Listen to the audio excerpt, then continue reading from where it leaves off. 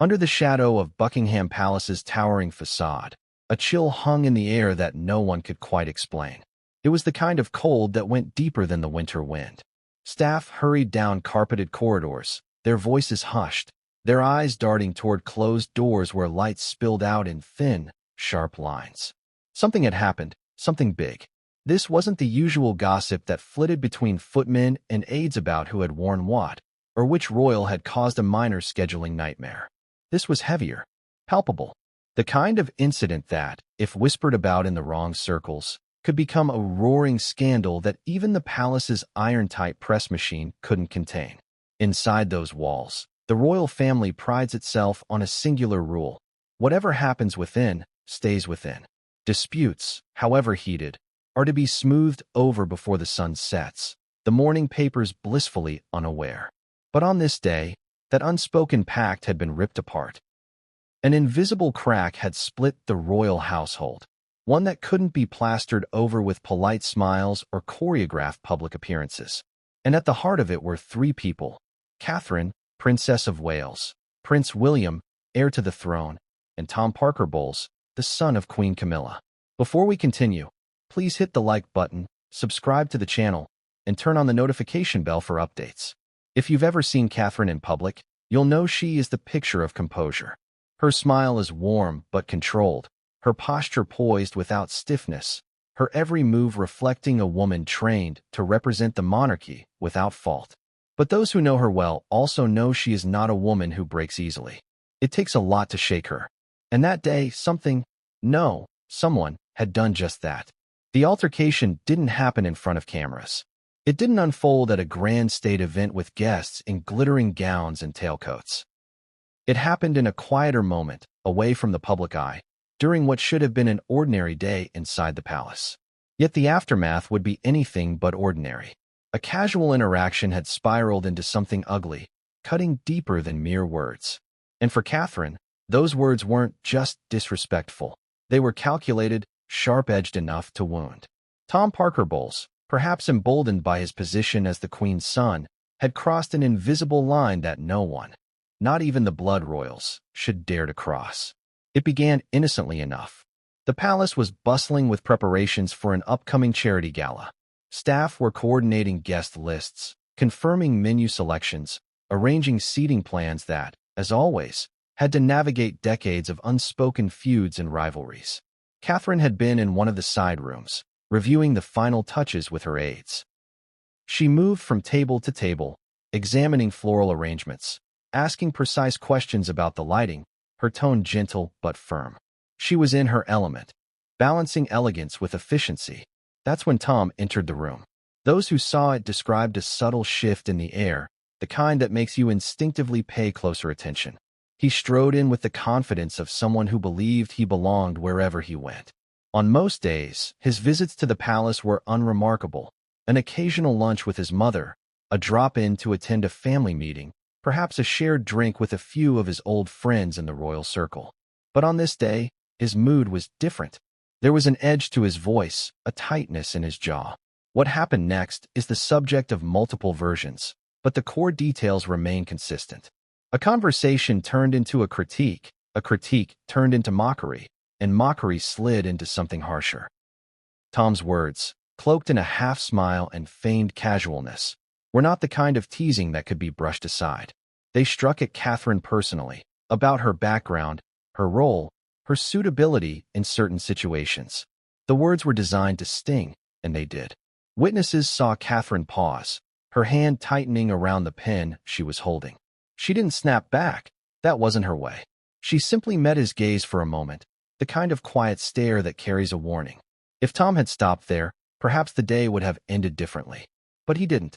He pressed on, the comments coming faster now, tinged with a kind of superiority that was impossible to miss. Those present shifted uncomfortably, some glancing toward the door, as though silently willing someone, anyone, to intervene. That someone was Prince William. The future king had not been far away, engaged in a meeting just down the hall. Accounts differ on whether he heard raised voices or was tipped off by an aide, but the result was the same. He walked in at the precise moment when Tom delivered his most cutting remark. William didn't need to ask what was going on. The tension was so thick you could have cut it with the silver cake knife resting on the table nearby. What followed was not a public scene of shouting or physical confrontation. It was colder than that. William's eyes locked on Tom, his voice low but unwavering.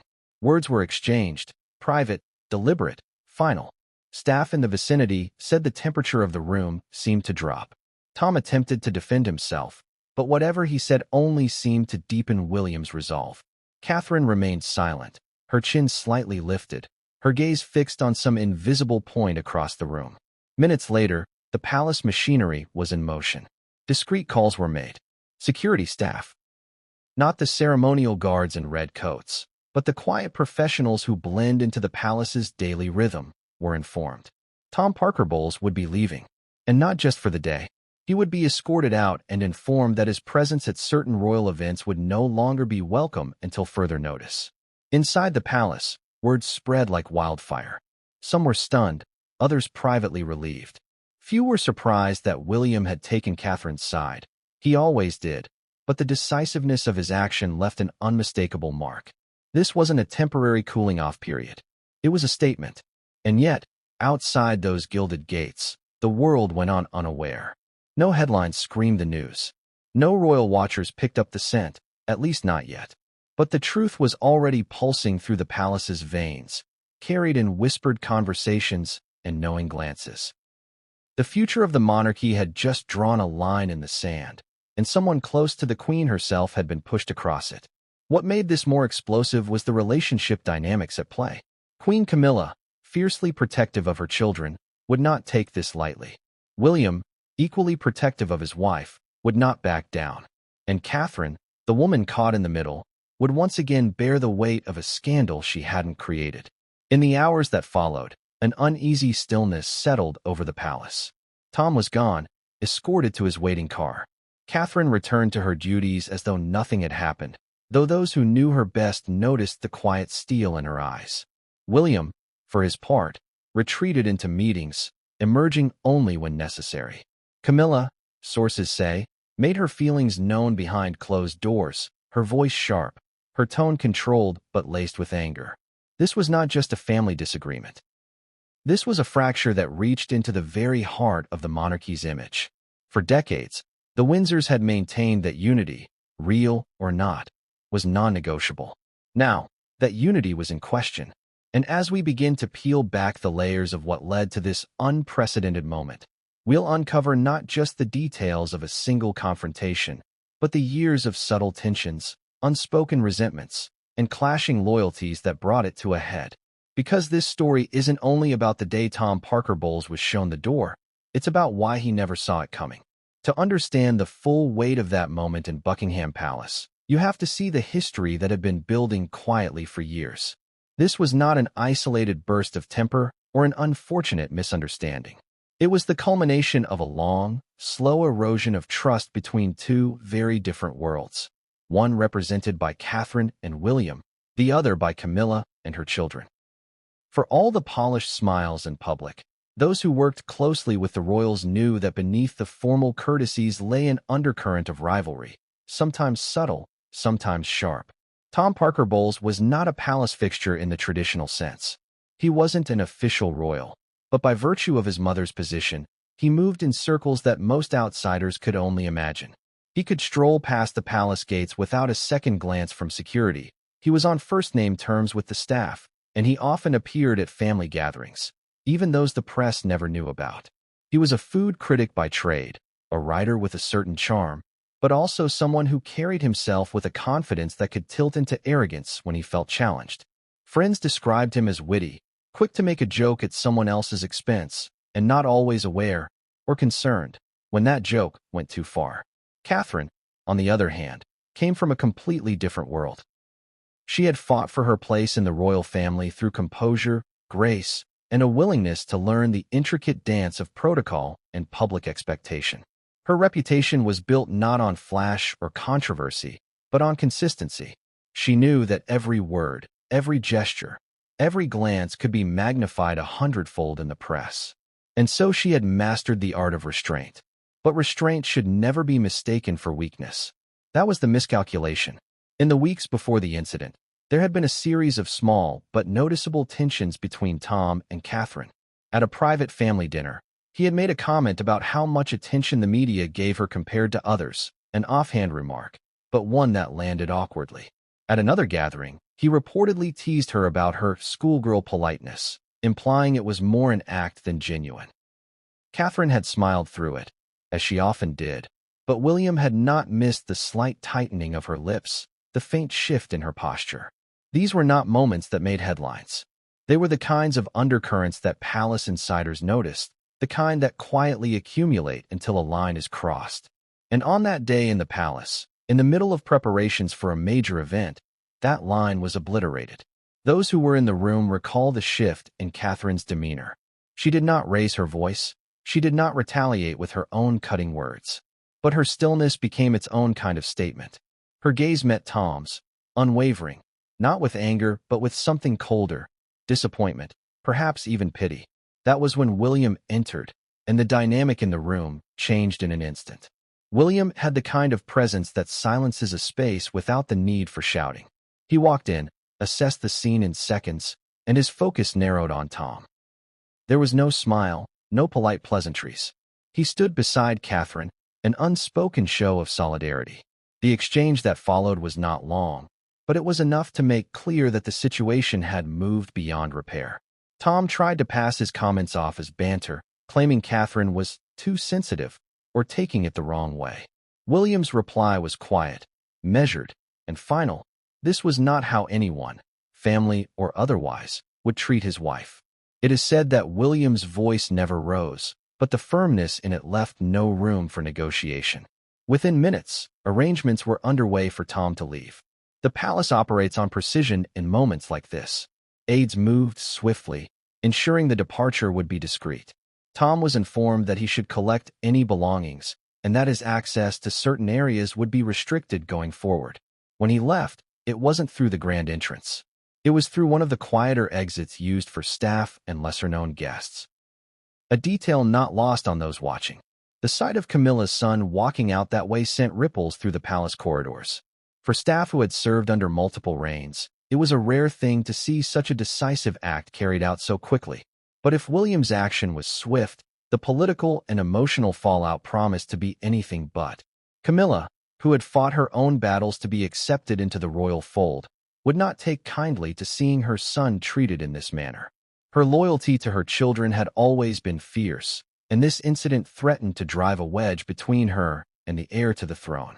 Conversations between her and William in the days that followed were, by all accounts, tense.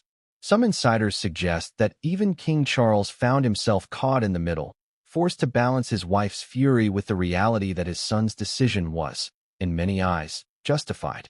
Catherine, for her part, did not publicly acknowledge what happened. In the days after the incident, she appeared at public engagements with her usual elegance, greeting well-wishers, shaking hands, and smiling for cameras. But those who know her best said there was a subtle change, her eyes a little sharper, her smile a touch more deliberate. It was as if she had decided that the best response was not to engage in palace drama, but to carry herself with an even greater sense of purpose. The press, at least initially, had no idea of the storm brewing behind the scenes. The palace's communications team worked hard to keep it that way. But controlling a narrative inside the royal household is like trying to stop water from seeping through cracks. It always finds a way out. And soon enough, whispers began to reach the ears of royal correspondents, the kind of whispers that lead to careful questions at press briefings and speculative lines in gossip columns.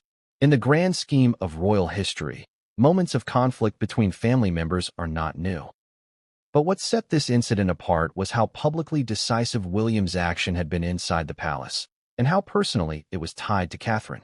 It wasn't about politics, protocol, or ceremonial duty.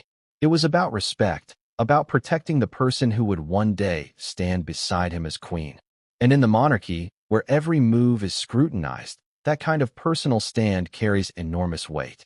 The question now was simple but loaded. How would the palace, and the family, move forward from this? In the chapters that follow, we will unravel the complex web of loyalties, histories, and grudges that led to this moment, and explore how one confrontation might have shifted the balance within the royal family for years to come. Has always been a paradox, at once a symbol of continuity and tradition, and a living, breathing collection of individuals with their own ambitions, flaws, and private grievances. To the public, they present a unified front, a flawless portrait that suggests every member moves in perfect harmony with the rest. Behind palace gates, however, the reality is often far more complicated. Understanding this duality is essential to grasping why the clash between Tom Parker Bowles and Catherine was so explosive, and why William's decision to act decisively against Camilla's son was both unprecedented and inevitable. From the outside, the monarchy is wrapped in ritual. Every handshake, every wave from a balcony, every carefully chosen word during a speech is part of a meticulously curated image. This is not accidental. It is a deliberate, multi-generational effort to preserve the aura of stability that underpins the institution's authority. Monarchies survive not on raw power, but on the perception of legitimacy. The public must believe in the idea that the royal family is more than just a group of privileged individuals, that they embody the values, history, and unity of the nation itself. But here lies the truth no official biography will fully admit. The palace is as political as any government, as rife with personal alliances and rivalries as any corporation. In this ecosystem, perception is currency, and every member knows that the wrong move can trigger a chain of events leading to scandal. When disputes do arise, the unspoken rule is to bury them beneath layers of politeness, vague statements, and, when necessary, outright denial. The last thing anyone wants is a crack in the facade big enough for the press to exploit. This makes the episode between Tom and Catherine particularly damaging. Not because the public saw it, at least not in real time, but because it happened in full view of the internal audience that matters most, the household itself. The royal staff are the invisible lifeblood of the monarchy. They carry messages, manage schedules, and keep the machinery running smoothly. When they witness discord of this magnitude, word travels fast, and even the tightest-lipped servant will speak if they believe the right ear is listening. Over the years, the palace has weathered storms both public and private. Charles and Diana's disintegrating marriage, Andrew's scandals, Harry and Meghan's dramatic departure. Each event forced the monarchy to adapt its narrative while keeping its core promise of unity. And yet, while those crises were largely external in nature, this was different. It was an internal breach, one that pitted the future king directly against the son of the current queen consort. For a family whose image is built on the careful blending of bloodlines and alliances, this was a dangerous rift. The arrival of Camilla into the royal family years ago had already required careful navigation. Public opinion was slow to warm to her, given the history surrounding her relationship with Charles. Over time, she worked to craft her own role, avoiding direct competition with Diana's memory while carving out space as a trusted partner to the king. Her children, however, remained on the periphery, not official royals, but connected enough to enjoy certain privileges. This was a compromise of sorts. They could move in royal circles without bearing the full burden of royal duty. Tom Parker Bowles had always seemed comfortable in this half-in, half-out position. It allowed him to maintain his independence while still enjoying the access and influence that came with his mother's status. But that independence also meant he was not bound by the same rigid expectations as William, Catherine, or other senior royals. Where a blood royal might bite their tongue to avoid even a whiff of scandal, Tom could be more candid, sometimes to his detriment. Over the years, Catherine has faced her share of challenges from within the family. There have been rumors of tensions with other members, disagreements over responsibilities, and differences in approach. Through it all, she has maintained her composure, avoiding public comment, and allowing her work to speak for itself. This restraint has earned her admiration from many quarters, but it has also meant that moments like the one with Tom strike harder. They are rare breaches in an otherwise tightly controlled environment. It is important to understand that Catherine's position is not just ceremonial. As the Princess of Wales and the future queen consort, she is a central figure in the monarchy's future. Her role is to support William, yes, but also to embody the values and stability that the monarchy seeks to project. She is both a partner to the heir and an independent representative of the crown. This dual role requires her to navigate an intricate web of expectations from the public, from the institution, and from her own sense of integrity. When Tom chose to direct his remarks at her, whether out of misplaced humor, personal frustration, or a deeper undercurrent of rivalry, he was challenging more than just a person. He was challenging the image and authority of the future queen. In the monarchy's world, that is not a small thing. It is an offense that resonates beyond the immediate moment, carrying implications for how roles and relationships are defined going forward. In the next chapter, we will step into the events of the day everything changed. We will look closely at the lead-up to the incident, the atmosphere within the palace, and how a routine day of preparations became the stage for one of the most consequential confrontations in recent royal memory. This is where the undercurrents of tension met the spark that would ignite them into open conflict. It began as one of those brisk London mornings when the palace hummed with the low but steady energy of preparation. The air outside was crisp, the sky a pale winter blue, and inside Buckingham Palace, the corridors were alive with a quiet urgency. An important charity gala was just days away, one of those high-profile events that bring together royals, dignitaries, philanthropists, and carefully chosen members of the public.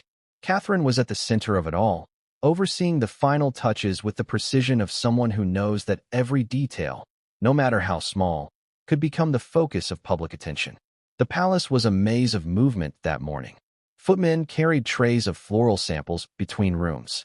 Catering staff bustled in the kitchens, testing dishes for flavor and presentation. Advisors shuffled between meetings, clipboards in hand, reviewing guest lists and seating charts. The air smelled faintly of polished wood, fresh flowers, and the sharp bite of coffee from staff break rooms. Catherine moved through it all with her usual calm efficiency, speaking in low tones with her aides, pointing out adjustments to centerpieces, double-checking place cards for accuracy. She had been in one of the smaller staterooms for over an hour, reviewing how the space would be arranged for a series of pre-gala photo opportunities.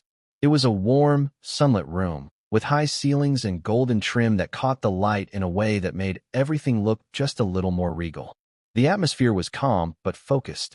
Catherine stood near a table draped in white linen, looking over a final draft of the evening's schedule. And then Tom Parker Bowles walked in. He entered without fanfare, his stride relaxed, one hand in his coat pocket, the other holding a small paper cup of coffee. Those who saw him later said he looked as though he were dropping in on friends, not entering a working environment in the midst of tight preparations. His expression carried the easy confidence of someone accustomed to moving in these spaces, even if they were not his by right. For a moment, there was nothing unusual. He greeted one of the aides, nodded toward the floral arrangements, and made a passing comment about the weather. But then, in a way that would seem almost imperceptible to anyone who wasn't paying attention, the tone shifted. Tom's gaze landed on Catherine, and a faint, knowing smile curled across his lips. He approached the table where she stood, glancing down at the schedule in her hands. Without being asked, he began to offer suggestions, small jabs cloaked as observations. The lighting, he said, was too formal. The menu was a little safe. The guest list felt predictable. His words were light, almost playful, but the edge was there. Catherine, who had weathered far worse from the press, replied politely, her voice steady. It might have ended there, just another exchange of opinions, had Tom stopped. But he didn't. He leaned against the table, lowering his voice just enough to make the exchange feel private to those immediately around them, but loud enough for the staff in the room to hear. His comments shifted from the event to Catherine herself. He spoke about her perfect public image, how everything was always just so, and how exhausting it must be to keep up the act. It wasn't what he said alone, but how he said it, layered with insinuation, as if her poise were somehow false, as if the respect she commanded was a carefully crafted facade rather than the result of years of work. The aides in the room shifted uncomfortably. Eyes darted toward the door. This was not the kind of exchange that should be happening here, not with Catherine in her element, surrounded by her staff. But Tom seemed oblivious. Or perhaps unconcerned about the discomfort he was causing. He smirked at one of the staff members as if inviting them into the joke. Catherine remained still. Her back was straight, her chin slightly lifted, and her eyes fixed on Tom. She did not respond with anger, nor did she retreat. Her silence was deliberate, a way of holding the space without letting the words drag her down. But behind that stillness was something else, the recognition that this moment had crossed a line. Just down the hall, Prince William was in a meeting with senior advisors about upcoming engagements. The meeting was interrupted by a discreet knock on the door. An aide stepped in, leaning close to William to speak in low tones. The aide did not relay every word of what was happening, but the urgency in their voice was enough. William excused himself without hesitation, striding toward the stateroom. What happened next is recounted in slightly different ways depending on who you ask, but all agree on the essentials. William entered the room just as Tom made another pointed remark, this one delivered with a mocking chuckle that made the tension nearly unbearable. The air seemed to freeze. Catherine turned her head toward William, her expression calm, but her eyes saying more than words could. William moved to stand beside her. His presence alone altered the atmosphere. Without raising his voice, he addressed Tom directly. Those who were there describe his tone as firm, measured, and unmistakably serious. It was the voice of a man who was not merely a husband defending his wife, but a future king making it clear that a boundary had been breached. Tom tried to deflect, claiming it was all in good fun, that Catherine was taking him too seriously. But William did not smile. His reply was brief, decisive, and left no room for interpretation. In that moment, it was clear to everyone present that this was not going to be brushed aside as harmless banter. Within minutes, arrangements were made. Discreetly, without unnecessary drama, palace security was informed that Tom would be leaving. He was not manhandled or publicly shamed, but the message was unmistakable. His presence was no longer welcome in that space. The route chosen for his departure was one of the lesser-used exits, away from cameras and the public eye. Still, the symbolism was potent. This was not the exit of an honored guest, but of someone whose welcome had been revoked. As Tom left, the room remained quiet. Catherine resumed her review of the schedule as if nothing had happened, her voice calm when she spoke to her aides. But the staff who had witnessed the exchange knew they had seen something rare, a moment when the controlled, polished world of the palace had shown a flash of raw, unfiltered truth. The incident was over in minutes, but the shockwaves would linger far longer. Inside the palace, people began to talk. In hushed tones over tea in the staff kitchen, in quick exchanges behind closed doors, they pieced together what had happened. It was not just about Tom's words that day. It was about what they represented. The underlying tensions between two branches of the family, the unwritten rules of respect, and the unspoken consequences of breaking them. What no one outside the palace yet knew was that this was not a passing storm. It was the beginning of a fracture that would shape relationships for months, perhaps years to come. In the next chapter, we will delve into the confrontation itself, the words that were said, the emotions in the room, and why that short exchange carried so much weight in the careful world of the monarchy. The confrontation between Tom Parker Bowles and Prince William in that sunlit stateroom may have lasted only minutes. But within those minutes lay the kind of tension that could alter the course of relationships for years. This was not the sort of disagreement that could be shrugged off with a half-hearted apology over drinks at a family gathering. It was calculated, deliberate in its escalation, and bound by layers of history and unspoken grievances that had been quietly building long before that day. William stepped into the room with a purposeful stride. He did not pause to scan the surroundings or make small talk with the aides. His attention was fixed solely on Tom. Those present later recalled the silence that settled like a heavy curtain the moment William entered. The quiet was not passive. It was expectant, charged, as if the air itself knew something significant was about to unfold. Tom straightened slightly, his earlier smirk fading into a more neutral expression, though not one of deference. He took a sip of his coffee, perhaps attempting to appear nonchalant. Catherine remained where she was, her posture unchanging, the faintest flicker in her eyes the only sign that she knew this moment would not pass without consequence. William's voice, when he spoke, was low but steady. "Is there a problem here?" The question was simple, but it carried an unmistakable edge. It was not a request for clarification, it was a challenge. Tom hesitated for a beat before replying. "No problem. Just having a bit of fun. You know how it is." The words might have passed for harmless if not for the tone. The casual dismissal. The implication that Catherine's discomfort was an overreaction. William took a step closer, closing the distance between them. "This is not how we have fun here," he said, his voice still quiet, but firmer now. "Not in this room. Not with her. Not in front of her staff." Tom's jaw tightened. "Come on, William, it's just banter. You're making it bigger than it is." His attempt to downplay the incident was met with an unblinking stare. William's gaze was not one of anger that flared and burned out. It was a cold, controlled resolve, the kind that signals an immovable line. "This isn't about banter," William replied, each word deliberate. "It's about respect. And right now, you've crossed that line." The aides in the room shifted their weight, eyes lowered, pretending to be absorbed in their notes or the floral arrangements. But every ear was tuned to the exchange. Catherine's hand rested lightly on the edge of the table, her expression unreadable. She did not interrupt. She didn't need to. William was speaking for both of them. Tom set his coffee cup down on a nearby table, his posture growing more rigid. "I didn't mean any harm. If she's taking it that way, that's her interpretation, not my intent." The phrasing was careful, an attempt to shift the burden of offense onto Catherine, framing her reaction as overly sensitive. William didn't bite at the bait. Instead, his voice dropped slightly, becoming even more controlled. "Intent doesn't erase impact. You're in her space, undermining her in front of the people who work for her. That's not acceptable. You can either acknowledge that now or we'll make sure this doesn't happen again by removing the opportunity." There was no mistaking the meaning behind that last sentence. The choice was clear: accept responsibility or face consequences that would alter Tom's access to the palace. Tom glanced briefly at Catherine, who met his eyes without flinching, and then back at William. His lips pressed into a thin line, but no apology came. That silence was William's cue.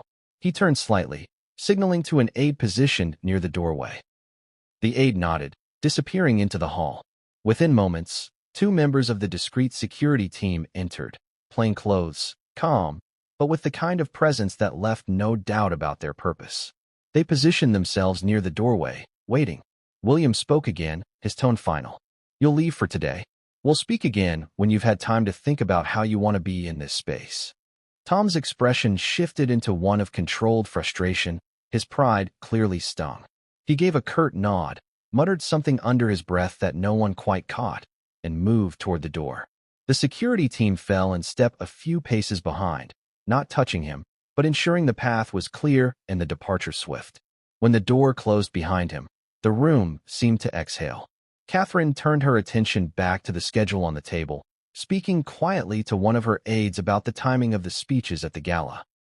William remained for a moment longer, his eyes scanning the faces in the room before he left, as if to make sure the message had been understood by everyone present. This was not merely a personal defense of his wife. It was a statement of standard and precedent. For the staff, the incident was both a shock and a confirmation. They had always known William to be protective of Catherine, but this was the first time many had seen that protection manifest in such a direct and uncompromising way. It was a reminder that while the palace thrives on ceremony and politeness, there are moments when authority is exercised in its raw, unvarnished form. In the corridors beyond the stateroom, word of the confrontation began to spread. It moved quietly at first, in the form of discreet conversations between aides and courtiers, but it gathered momentum as the day went on. By the afternoon, the details, embellished in some retellings, softened in others, had reached nearly every corner of the palace. Behind closed doors, reactions were divided. Some saw William's intervention as necessary, a clear defense of Catherine's dignity.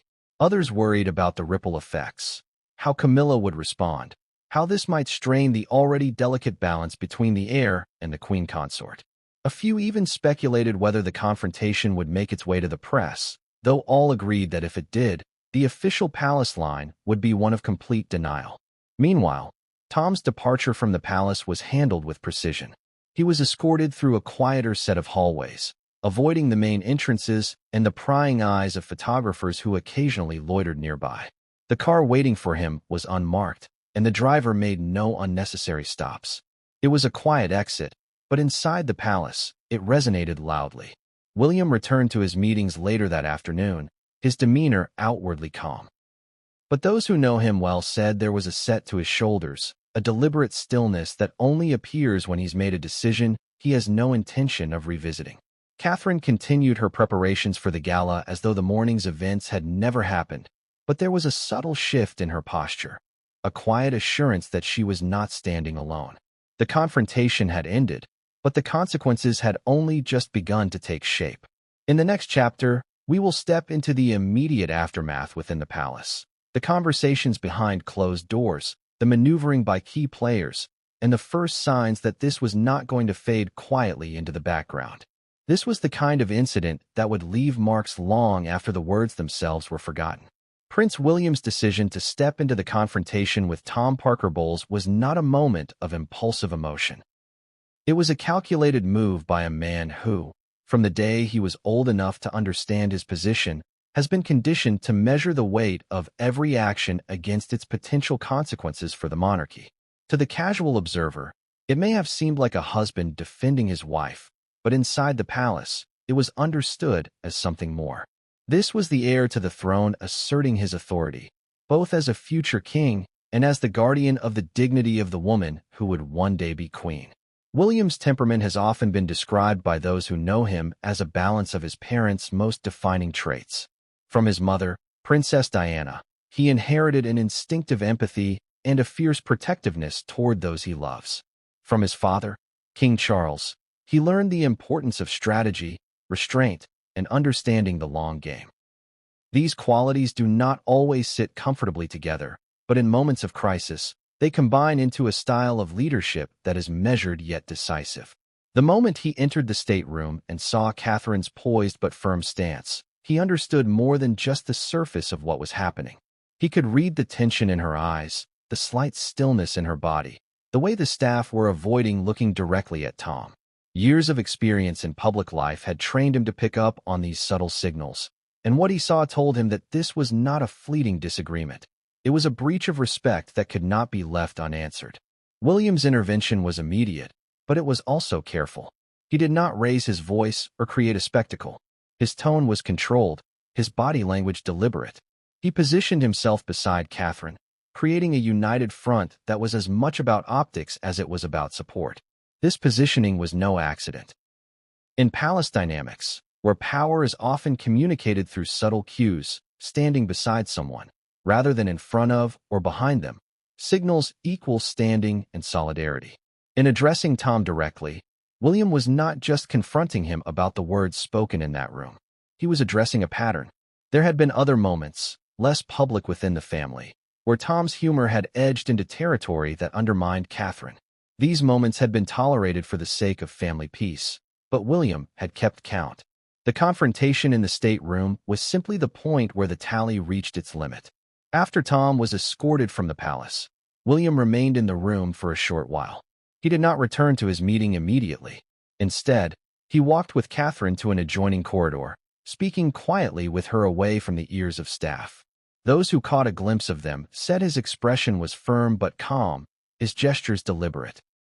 Catherine, for her part, appeared composed, but the conversation between them was clearly not casual. It was likely in those few minutes that they aligned on how the rest of the day and the narrative would be handled. Later that afternoon, William scheduled a short private audience with his father. While details of their conversation have not been made public, those close to the palace believe it was here that William made clear his reasoning for taking such decisive action. King Charles, who has long navigated the delicate balancing act between his sons and his wife's family, was placed in a difficult position. Publicly, he would have to maintain neutrality. Privately, he could not ignore the fact that his son had acted to protect the integrity of the monarchy's image. William's actions also had a strategic element aimed at the wider family. By addressing the issue so openly within the palace walls, he ensured that others would think twice before crossing similar lines with Catherine or with him. The royal family is bound by tradition, but it is also shaped by precedent. Once a standard of behavior is set and enforced, it becomes part of the unspoken rules that govern family interactions. In this way, William was not only defending his wife in the moment, but also fortifying her position for the future. The day after the confrontation, William made a point of appearing alongside Catherine at a scheduled engagement. The event was unrelated to the gala preparations, and there was no public sign of the previous day's drama. Yet observers noted the subtle gestures. The way he stayed physically close to her during walkabouts, the way they exchanged quiet comments between official duties, the way he deferred to her in conversations with guests. These were not just the marks of a close marriage. They were a public reinforcement of her standing by his side. Inside the palace, however, the atmosphere remained taut.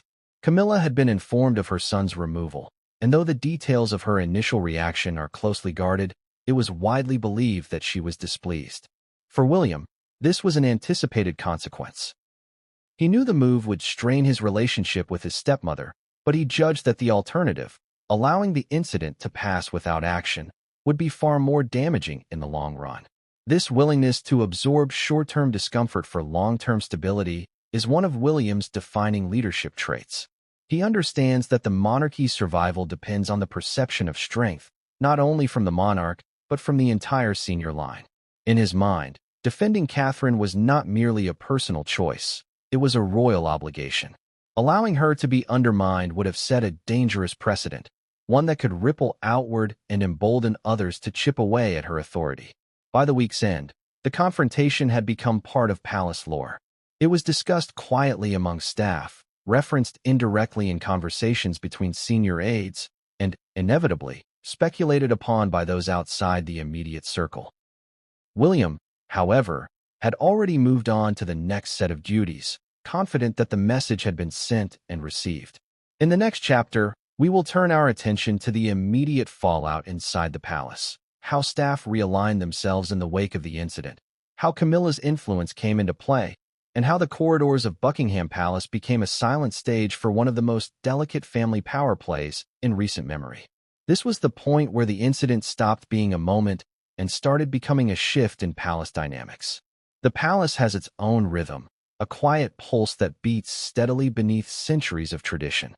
When something disrupts that rhythm, even in the absence of public knowledge, everyone inside feels it.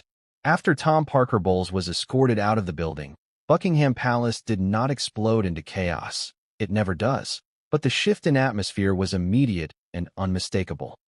Conversations became shorter, movements more deliberate, and the familiar clinking of china and low hum of corridor chatter seemed, for a time, to vanish altogether. Inside the royal household, information is currency, and on that day, the most valuable currency was the story of what had happened in the stateroom. Staff members who had been present during the confrontation carried the details like a carefully guarded treasure, aware that even a hint of what they knew could place them in dangerous territory. Those who weren't there pieced the story together from overheard remarks and the subtle cues of body language from those who had witnessed it. By mid-afternoon, senior aides were already working to manage the flow of information. William's private instructions to his closest staff were clear: keep the matter contained. That meant no discussions with other departments, no idle speculation during tea breaks, and no text messages that could find their way into the wrong hands. In theory, this was standard practice after any sensitive internal incident. In reality, suppressing a story this compelling was almost impossible. The first challenge came from the household's internal divisions. While William and Catherine's staff were fiercely loyal to them, Camilla's aides were equally devoted to her and, by extension, to her children. For years, the Queen Consort's team had worked to integrate her presence into the royal machinery while also protecting Tom and his sister Laura from undue press intrusion. To them, the idea of Camilla's son being escorted from the palace at the request of the future king was not just an insult. It was a direct challenge to the family balance they had worked so hard to maintain. Word of the confrontation reached Camilla before the day was out. Accounts vary on where she was when she learned the details. Some say she was in her private sitting room at Clarence's house, others that she was in a meeting at the palace. But what is certain is that her reaction was sharp. Those close to her describe a tightly controlled anger, the kind that manifests not in raised voices, but in clipped tones and a stillness that makes those around her uneasy. She did not march down to William's quarters or demand an immediate meeting. Camilla plays the long game. Her first move was to gather her own account of events from people she trusted, making note of any inconsistencies between versions. In the meantime, Catherine continued her preparations for the gala as though nothing had happened. To her staff, this was entirely in character. Catherine's method of dealing with disruption was to carry on with the work at hand, projecting an image of stability that would leave no room for gossip to attach itself to her. But even in her composure, there was a subtle shift in the energy of her team. They closed ranks around her, ensuring she was not left alone in informal settings where someone might attempt to question her about the morning's events. The palace's communications department, though not yet officially involved, was quietly alerted to the situation. Their role, at least for now, was to prepare for the possibility that the story could leak. They began drafting potential responses, short, vague statements that could be issued if a tabloid reporter caught wind of the incident. In their world, preparation was everything, and plausible deniability was a necessity.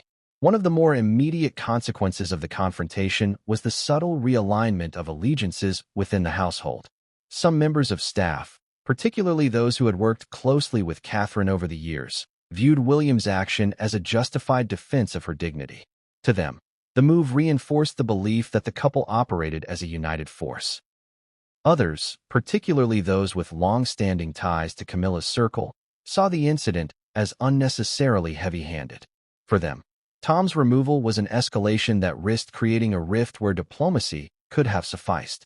The tension was most visible in the shared spaces where staff from different branches of the family crossed paths: hallways, kitchens, and small conference rooms.